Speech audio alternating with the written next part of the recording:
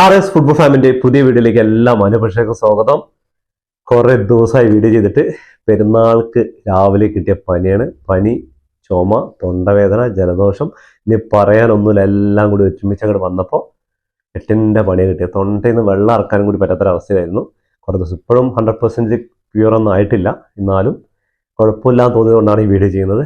അപ്പോൾ കുറേ പേര് മെസ്സേജ് അന്വേഷിച്ചിട്ടുണ്ടായിരുന്നു, എന്ത് പറ്റി കുറേ ദിവസമായിട്ട് വീഡിയോ കണ്ടില്ല എന്നൊക്കെ വാട്സപ്പിലൂടെ അയച്ചിട്ടുണ്ടായിരുന്നു. അപ്പോൾ അന്വേഷിച്ചവർക്ക് എല്ലാവർക്കും ഒരുപാട് താങ്ക്സ്. അപ്പോൾ നമ്മൾ ഇന്ന് സംസാരിക്കാൻ പോകുന്ന വിഷയം എന്ന് പറഞ്ഞാൽ ഇന്നലെ രാത്രി നടന്ന ഫ്രണ്ട്ലി മത്സരമായ ബ്രസീൽ വിസസ് ഫ്രാൻസ് മത്സരത്തെ കുറിച്ചാണ്.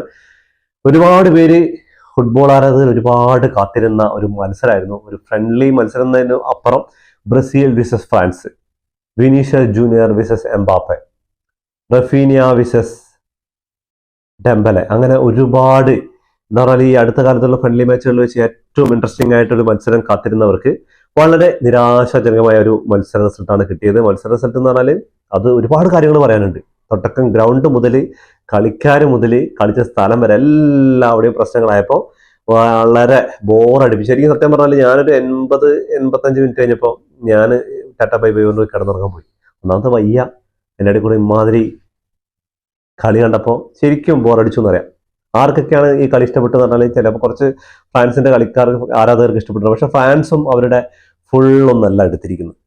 എന്താണെന്നറിയില്ല, രണ്ട് ടീമുകളുടെ കാര്യം നോക്കിക്കഴിഞ്ഞാലും അവർ ഫുള്ളൊന്നും. കളിയിൽ നോക്കുകയാണെങ്കിൽ 2-1 ബ്രസീൽ പരാജയപ്പെടുകയാണ്. സെക്കൻഡ് ഹാഫിൽ റെഡ് കാർഡ് കിട്ടിയിട്ട് 10 പേരുമായിട്ട് ചുരുങ്ങിയ ഫ്രാൻസ് 1-0 പോയിക്കൊണ്ടിരുന്നത്. അവർ 2 ഗോൾ അടിക്കുന്നത്. അതിനുശേഷമാണ് ബ്രസീൽ ഒരു ഗോൾ സ്കോർ ചെയ്ത് ആശ്വാസ ഗോൾ സ്കോർ ചെയ്ത് 2-1 പരാജയപ്പെടുന്നത്. അപ്പോൾ കുറെ ആൾക്കാർ ഈ കളി കഴിയുന്ന ഒരു സ്റ്റേഡിയം മൊത്തം നെയ്മർക്കായിട്ടുള്ള ചാറ്റുകൾ ഉണ്ടായിരുന്നു. നെയ്മർ റിട്ടേൺ ആയിട്ട് വരാൻ വേണ്ടിയിട്ട്, ടീമിലേക്ക് തിരിച്ചു വരാൻ വേണ്ടിയിട്ടുള്ള ചാറ്റുകൾ ഉണ്ടായിരുന്നു. കുറെ പേര് സോഷ്യൽ മീഡിയയിൽ നെയ്മർ വരണം, നെയ്മർ ഇല്ലാതെ ഒന്നും ആവില്ല, നെയ്മർ ഇല്ലാതെ ബ്രസീൽ എവിടെ എത്തൂല എന്നൊക്കെ പറയുന്നുണ്ട് കേട്ടു. ശരിക്കും ഒരു ബ്രസീൽ ആരാധകൻ എന്നായിരിക്കും നിങ്ങൾ തന്നെ ഒന്ന് പറയും, നെയ്മർ വന്നാൽ ബ്രസീലിന്റെ പ്രശ്നങ്ങളൊക്കെ തീരും?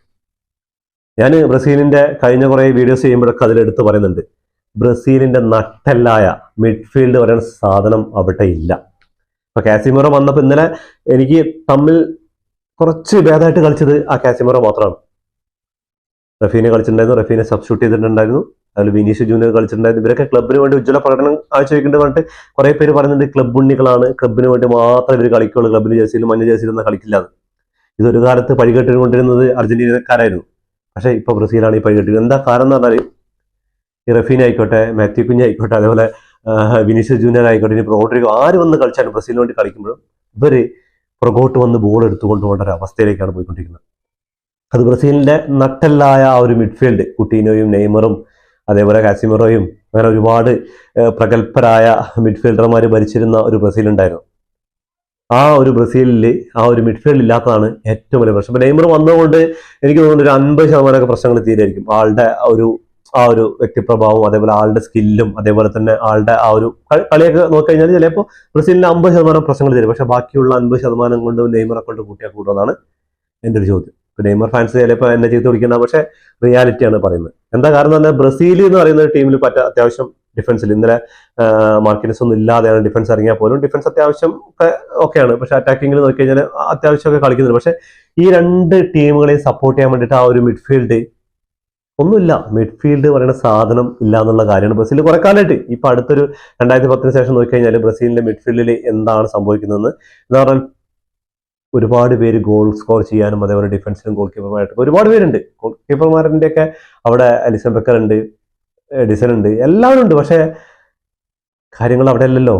കാര്യങ്ങൾ ഒരു ഫുട്ബോളിനെ നിയന്ത്രിക്കുന്ന മിഡ്ഫീൽഡ് ഭരിക്കുന്ന എഞ്ചിനാണ്. ഫുട്ബോളിനെ ഒരു ടീമിനെ ഭരിക്കുന്നത് ആ ഒരു എഞ്ചിനാണ്. അവിടെ ആ എഞ്ചിൻ ഇല്ലെങ്കിൽ പിന്നെ 4 ടയർ ഉണ്ടായിട്ടോ കുറെ ഫ്യൂവല് അടിച്ചിട്ടോ ഒരു കാര്യമില്ല. അപ്പൊ അങ്ങനെ അഞ്ചലോട്ടി ഈ ഒരു ടീമും കൊണ്ട് പോയി കഴിഞ്ഞാൽ എനിക്ക് ടീമിന്റെ സ്റ്റാർട്ടിംഗ് ലെവലിനെ കണ്ടപ്പോൾ എന്തൊക്കെയോ കുറെ പേര് ഈ എന്താണ് നമ്മള് കുറെ കാലം കാണാതെ വിരുന്നിന് ഒരു തറവാട്ടിൽ കൂടില്ലേ, എന്നിട്ട് അവരൊക്കെ പരിചയപ്പെടുന്ന അങ്ങനത്തെ ഒരു എന്താ പറഞ്ഞാല് അവർക്കൊരു കളിച്ചിട്ട് ഒരു പരിചയമില്ലാത്തൊരു ഇതും ഒക്കെയാണ് മൊത്തത്തിൽ എന്തൊക്കെയാണ്. അതേപോലെ തന്നെ ഫ്രാൻസിന്റെ കാര്യം നോക്കിയാലും വലിയ അവരുടെ ഫുള്ളൊന്നും എടുത്തിട്ടില്ല. ആ സ്കോഡ് ഡെപ്ത് ഒക്കെ കണ്ടപ്പോൾ ഞാൻ വിചാരിച്ചു ഫ്രാൻസ് ചിലപ്പോൾ ഒരു 3, 4, 5 ഗോൾ അടിക്കുന്നു വിചാരിച്ചു. ഡെമ്പലിനെയൊക്കെ ഫസ്റ്റ് ഹാഫ് സെഷൻ തന്നെ സബ്സ്റ്റിറ്റ്യൂട്ട് ചെയ്യുന്നുണ്ട്. അതേപോലെ തന്നെ ഈ ഒരു കളി തുടങ്ങുന്ന മുമ്പ് ഫുൾ റീൽസുകളിലും ഈ ഒരു ഫ്രാൻസിന്റെ സോങ് കളിച്ചിറക്കി. അതേപോലെ ഡെമ്പലെ ഇങ്ങനെയുള്ള എംബാപ്പെ എന്നുള്ള പറഞ്ഞുള്ള സോങ് ആയിരുന്നു. പക്ഷെ അതിനുള്ള ഒരു പ്രകടനങ്ങളൊന്നും ഒരു കുട്ടികളും എടുത്തിട്ടില്ല എന്ന കാര്യം. എംബാപ്പയുടെയും ഗോളൊക്കെ അടിച്ചു എന്നുള്ള കാര്യമൊക്കെ ശരിയാണ്. എംബാപ്പ അത്യാവശ്യം നല്ല പ്രകടനം കാഴ്ചവെച്ചു. പക്ഷെ എന്നാലും എനിക്ക് തോന്നുന്നു ഇന്റർനാഷണൽ ബ്രേക്കാണ്, ഫ്രണ്ട്ലി മാച്ചാണ്, വേൾഡ് കപ്പിന് 2 മാസങ്ങളെ ബാക്കിയുള്ളൂ. ഇനിയും ലീഗുകളിൽ ഗംഭീര പോരാട്ടങ്ങൾ. ഇപ്പോൾ ലാ ലീഗ് നോക്കിക്കഴിഞ്ഞാൽ അവിടെ കടുത്ത പോരാട്ടമാണ്. അതേപോലെ തന്നെ ചാമ്പ്യൻസ് ലീഗ് നോക്കിക്കഴിഞ്ഞാലും അവിടെയും കടുത്ത പോരാട്ടങ്ങൾ നടക്കുന്നത് ഓരോ ലീഗുകളിലും. ഇംഗ്ലീഷ് പ്രീമിയർ ലീഗ് നോക്കിക്കഴിഞ്ഞാലും മറ്റേ ഫ്രഞ്ച് ലീഗ് നോക്കിക്കഴിഞ്ഞാലും സിരിയൽ നോക്കിക്കഴിഞ്ഞാൽ എല്ലാവരുടെയും കടുത്ത പോരാട്ടങ്ങൾ നടക്കുമ്പോൾ ടീമുകളിൽ ഇവിടെ നാഷണൽ ടീമിൽ ഒന്ന് കളിക്കുമ്പോൾ പരിക്ക് പറ്റിയിട്ട് ഇങ്ങോട്ടെങ്ങാനും തിരിച്ചു വന്നിട്ടുണ്ടെങ്കിൽ നിങ്ങൾ പണി വാങ്ങിക്കൂട്ടോ എന്ന് പറഞ്ഞിട്ടായിരിക്കും അവിടെ നിന്ന് വിട്ടത്. അതുകൊണ്ട് കുറച്ച് സൂക്ഷ്മതയിലാണ് എല്ലാവരും. ഇപ്പോൾ വിനിയുടെ കളി നോക്കിയാൽ റഫീനയുടെ കളി നോക്കി കഴിഞ്ഞാൽ റഫീനയ്ക്ക് ഇഞ്ചുറി എന്നൊക്കെ അറിയപ്പെടുന്നുണ്ട്. ഫ്രാൻസിന്റെ കാര്യം നോക്കി കഴിഞ്ഞാലും എല്ലാവരും ഒന്ന് ഫ്രണ്ട്ലി മതി, ഇതിൽ കൂടുതലൊന്നും. എന്താ പറയുക, എംബാപ്പയുടെയൊക്കെ ആദ്യ മത്സരമാണ് ബ്രസീലിനെതിരെ, തന്റെ കരിയറിൽ തന്നെ ആദ്യ മത്സരമാണ്.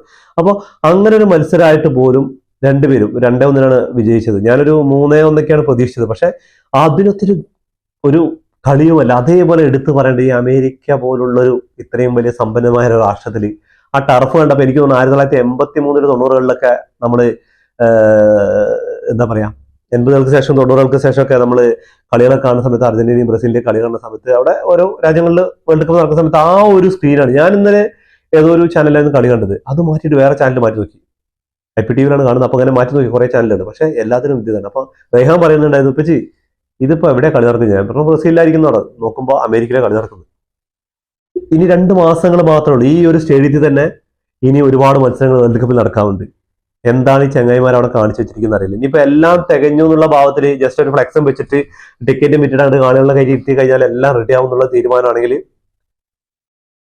ഫുട്ബോൾ ലോകം കണ്ട വേൾഡ് കപ്പ് ചരിത്രത്തിൽ ഏറ്റവും മോശം വേൾഡ് കപ്പ് ആയിരിക്കും ഈ വരാൻ പോകുന്ന അമേരിക്ക മെക്സിക്കോ. അത് മെക്സിക്കോയിൽ ഒരുപാട് പ്രശ്നങ്ങൾ അത് ഒരു വഴിക്ക് നടന്നുകൊണ്ടിരിക്കുന്നുണ്ട്.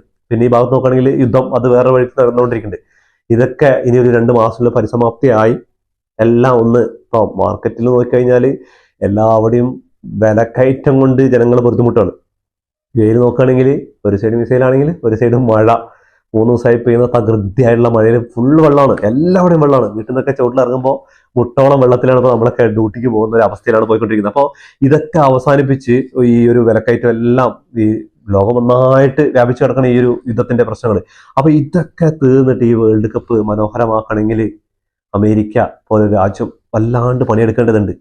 അവർ വിചാരിക്കും ചിലപ്പോൾ സിമ്പിൾ ആയിരിക്കും. പക്ഷേ ഇത് വേൾഡ് കപ്പ് എന്ന് പറയുന്ന ഒരു മാമാങ്കം, ഒരു മാസം നടക്കാൻ പോകുന്ന ഒരു മാസത്തിൽ കൂടുതലുള്ള ഒരു മാമാങ്കം നടക്കുന്ന വലിയ പണിയുണ്ട്. ഇപ്പോഴും ആ ടർഫിന്റെ അവസ്ഥയൊക്കെ ഇന്നത്തെ കളിയിൽ എനിക്ക് തോന്നുന്നു പ്ലേയേഴ്സൊക്കെ കുറച്ചുകൂടെ എന്താ പറയാ ഉത്തരവാദിത്തോട് കൂടിയിട്ടാണ് കളിച്ചിരിക്കുന്നത്. എന്താ പറയുക, ഇഞ്ചുറി ഒന്നും ആവരുത്, അവർക്ക് തിരിച്ച് ക്ലബ്ബിൽ പോകണം. വേൾഡ് കപ്പാണ് അവരുടെ ഏറ്റവും വലിയ, ക്ലബ്ബിൽ എന്തോ ആയിക്കോട്ടെ. പക്ഷേ ഈ ഒരു 5 വർഷത്തിൽ കിട്ടാവുന്ന ഒരു വേൾഡ് കപ്പ്, ആ വേൾഡ് കപ്പിന് മുന്നോടിയായിട്ട് ഇങ്ങനെ പരിക്കുകളൊന്നും പറ്റരുത് എന്നുള്ളതിലായിരിക്കും അവർ കുറച്ചുകൂടെ ശ്രദ്ധിച്ചിട്ടാണ് ഇന്നലെ പല പ്ലേയേഴ്സ് കളിച്ചിട്ടുണ്ട്. അത്രയും മോശമായിട്ടുള്ള ആ ഒരു ടർഫിലാണ് അവിടെ, ഗ്രൗണ്ടൊക്കെയാണ് ഇന്നലെ കാണാൻ പറ്റിയ. സ്റ്റേഡിയമൊക്കെ പണ്ടത്തെ സ്റ്റേഡിയങ്ങൾ ഒരുപാട് പണിതിന് റിനോവേഷൻ വർക്കുകൾ നടന്നത്. പക്ഷേ ഈ പിച്ചിന്റെ കാര്യത്തിൽ ഫിഫ എന്താണ് അവിടെ പോയിട്ട് ചെക്ക് ചെയ്തിട്ടുള്ള കാര്യങ്ങളൊന്നും ഒരു പിടിയില്ല കേട്ടോ. അപ്പോൾ കളിയെക്കുറിച്ച് പറയുകയാണെങ്കിൽ ബ്രസീല് കുറേ ചാൻസുകൾ കിട്ടിയിട്ടുണ്ടായിരുന്നു. പക്ഷേ ഒരു ഒത്തിണക്കോ ഒരു ടീമായിട്ട് കളിക്കാൻ പറ്റില്ല. കിട്ടുന്ന അവസരങ്ങളൊക്കെ കൗണ്ടറുകളിലൂടെയും അതേപോലെ അറ്റാക്കിങ്ങിലൂടെയൊക്കെ ഫ്രാൻസും കളിച്ചു. അങ്ങനെ 2-1 വിജയിച്ചു. എടുത്ത് പറയാൻ വേണ്ടിയിട്ട് പ്രത്യേകിച്ച് കാര്യങ്ങളൊന്നുമില്ല. ബോറായിട്ടുള്ള ഒരു കളിയെന്ന് തന്നെ പറയാം. 2-1 സ്കോർ ചെയ്തിട്ടുണ്ടെങ്കിലും ഒരു ഇന്റർനാഷണൽ മത്സരം നടന്ന ഒരു പ്രതിനിധിയൊന്നും ഉണ്ടായിരുന്നില്ല. ആ ഒരു ഗ്രൗണ്ടിന്റെ ആണെങ്കിലും അതേപോലെ തന്നെ ആ ഗ്രൗണ്ടിന്റെ ക്വാളിറ്റി നോക്കിക്കഴിഞ്ഞാൽ മൊത്തം കളി കാണുമ്പോൾ ലാറ്റിൻ അമേരിക്ക, ഞാൻ വിചാരിച്ചു ബ്രസീലിൽ തന്നെ ആയിരിക്കും കളി എന്ന് വിചാരിച്ചില്ല. ബ്രസീൽ, അർജന്റീന അങ്ങനെ റൂക്കെ ആ രാജ്യങ്ങളിലേക്ക് നടക്കുമ്പോൾ ഈ ലൈറ്റിന്റെ കാര്യങ്ങളിലും ഗ്രൗണ്ടിന്റെ ഒക്കെ ഒരു ഇത് ഇങ്ങനെ ഉണ്ടാവുക. പക്ഷെ അമേരിക്ക പോലൊരു സ്ഥലത്ത് യൂറോപ്പല്ല എന്നുള്ള കാര്യം, അവിടെ സ്പെയിനും ജർമ്മനിയും ഇവരൊന്നും അല്ല എന്നുള്ള കാര്യമൊക്കെയാണ്. അമേരിക്ക എന്ന് പറയുമ്പോൾ അവർ ഫുട്ബോളിലേക്ക് പടി ചവിട്ടിക്കൊണ്ട് വരുന്നൊരു രാജ്യമാണ്. അപ്പോൾ എന്താണ് വേൾഡ് കപ്പിൽ നടക്കാൻ പോകുന്നത് കമന്റ് ബോക്സ് എന്ന് കമന്റ് ചെയ്യുക. അതേപോലെ തന്നെ ഈ ഒരു സ്ക്വാഡ് ഡെപ്ത് കൊണ്ട് പോയി കഴിഞ്ഞാൽ ബ്രസീൽ എവിടെയും എത്തില്ല എന്നുള്ളതിന് ഒരു എക്സാമ്പിളാണ് ഇന്നലത്തെ കളി. ഇനി അടുത്ത മത്സരങ്ങൾ 2 മത്സരങ്ങൾ വരാനുണ്ട്. ആ 2 മത്സരങ്ങളിലൊക്കെ നമുക്ക് അറിയാൻ പറ്റും എന്താണ് നടക്കാൻ പോകുന്നത്. എന്തായാലും തീരുമാനം ബ്രസീൽ ഫുട്ബോൾ ഫെഡറേഷൻ്റെ ആയിക്കോട്ടെ, അഞ്ചലോട്ടിയുടെ ഫ്രാൻസിനെതിരെയും അതേപോലെ അടുത്ത മത്സരം കളിക്കാൻ പറ്റുന്ന ക്രൊയേഷ്യയായിട്ടാണ് മത്സരം തോന്നുന്നു. അതൊക്കെ ഒരു നല്ല യൂറോപ്യൻ ടീമുകളായിട്ട് കളിക്കാൻ പറ്റുന്നതൊക്കെ നല്ല കാര്യമാണ്. അപ്പോഴാണ് അവരുടെ എന്തൊക്കെ പ്രശ്നങ്ങളുണ്ട് കാര്യങ്ങളൊക്കെയാണ് ടീമിൽ അറിയാൻ പറ്റുന്നത്. ഒരുപാട് പുതുമുകൾ ടീമിൽ വന്നിട്ടുണ്ട്. ആ പുതുമുകളും പഴയ താരങ്ങളൊക്കെ ആയിട്ട് ഒന്ന് മിങ്കിൾ ചെയ്യാനുള്ള ടൈം കൂടിയുണ്ട് വേൾഡ് കപ്പിന്. കുറഞ്ഞ ടൈമുകൾ മാത്രമേ ഉള്ളൂ. അതിനുള്ളിൽ സുൽത്താന്റെ തിരിച്ചുവരവിനായിട്ട് ഒരുപാട് ഫുട്ബോൾ ആരാധകർ ഇന്നലത്തെ കളി കണ്ടപ്പോൾ ശരിക്കും മിസ് ചെയ്തിട്ടുണ്ട് ചങ്ങായിനെ. ഇല്ലാന്ന് പറയുന്നില്ല.